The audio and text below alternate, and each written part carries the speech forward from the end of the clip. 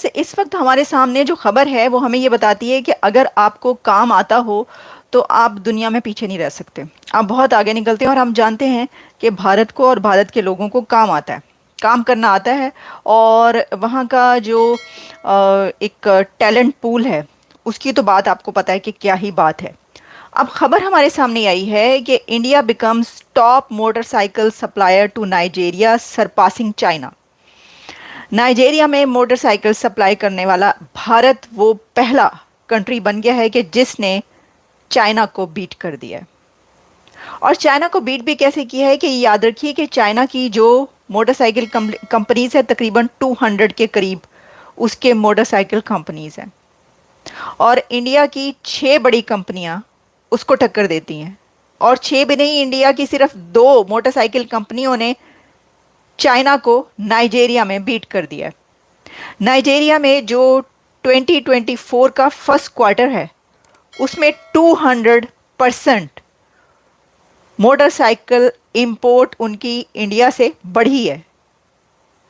तो मैं आपके सामने अगर रख रही हूँ, the first quarter of 2024 India emerged as the largest supplier of motorcycles to Nigeria surpassing China with an import value of an 73.59 billion, जो नाइजीरिया की करेंसी है उसके मुताबिक वो बता रहे हैं, और accounting for 63% of total motorcycle imports. Nigeria's total motorcycle imports in the first quarter of 2024 reached an 117.4 billion, a substantial 204% rise.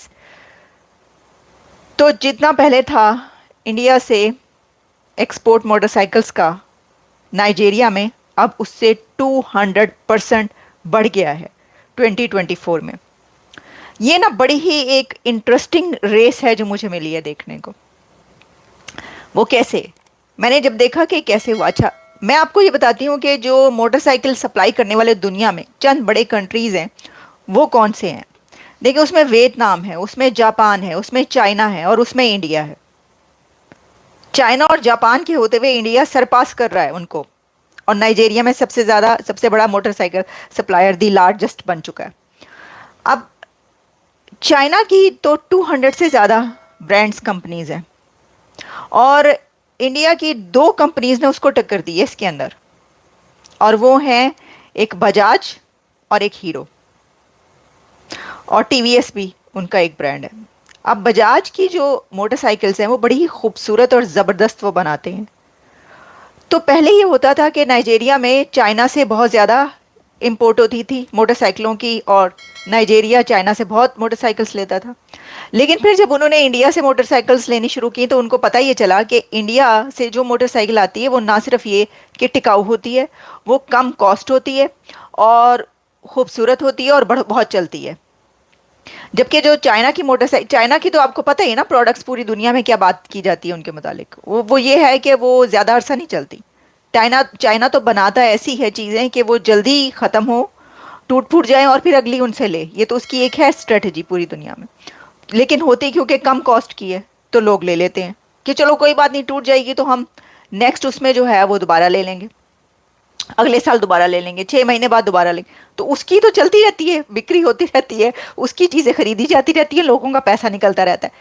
Nigeria को ये पता चल गया। अच्छा, फिर ये भी कि अफ्रीकन कंट्रीज़ में पहले, ये जिन हम कंट्रीज़ की बात करें, इसमें चाइना का बहुत ज़्यादा इन्फ्लुएंस है, लेकिन जब से इंडिया पहुंचा है तो चाइना का इन्फ्लुएंस वहां पर कम हो गया, पीछे चला गया वो। तो ये हम ये देख रहे हैं कि इंटरेस्टिंगली हम सिर्फ 2 कंपनियां, बजाज, हीरो और टीवीएस, ये 2-3 कंपनियां टक्कर देती हैं चाइना की 200 कंपनियों को, और वो आगे निकल जाती हैं नाइजीरिया में। तो मोटरसाइकिल्स जो हैं नाइजीरिया में सबसे ज़्यादा चलाई जाती हैं। एक तो ये कि उनकी आबादी भी काफ़ी है, दूसरा ये कि वो मोटरसाइकिल वहाँ पर टैक्सी की तरीके से चलती है, उबर के तौर पर मोटरसाइकिल लेकर वो चलाते हैं।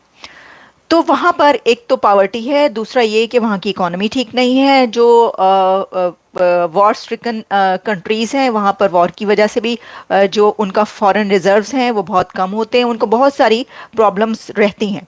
तो नाइजीरिया में सबसे ज़्यादा जो मोटरसाइकिल ख़रीदी जाती है, वो जो कि 200% इसने इंक्रीज़ किया है, वो है इंडिया की मोटरसाइकिल बजाज, हीरो और टीवीएस।